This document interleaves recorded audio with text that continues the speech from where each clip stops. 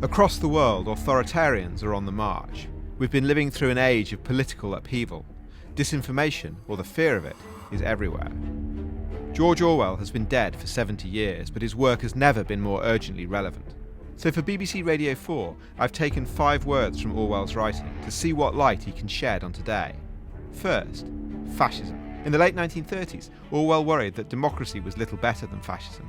But once we were at war with Nazi Germany, he switched to champion democracy as the enemy of the totalitarians.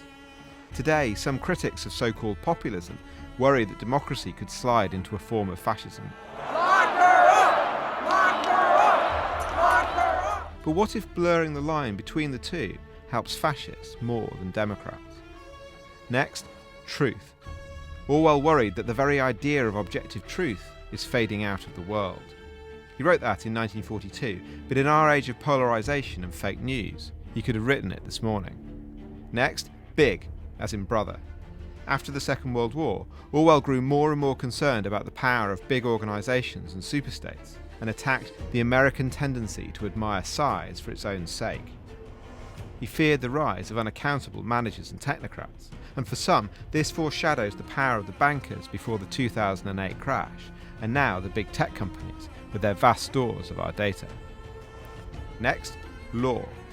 In his dystopian novel 1984, under the rule of Big Brother, Orwell tells us, there were no longer any laws.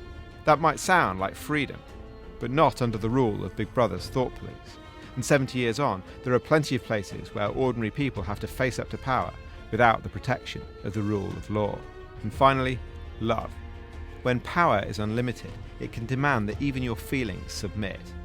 After Winston Smith is brainwashed in the cells of the Ministry of Love, 1984 ends. He had won the victory over himself. He loved Big Brother. And in the province of Xinjiang in China today, Uyghur Muslims detained in camps have been coming under pressure to declare their love and praise for the Chinese Communist Party. So that's Orwell in 5 words, with me, Phil Tinline, on BBC Sounds.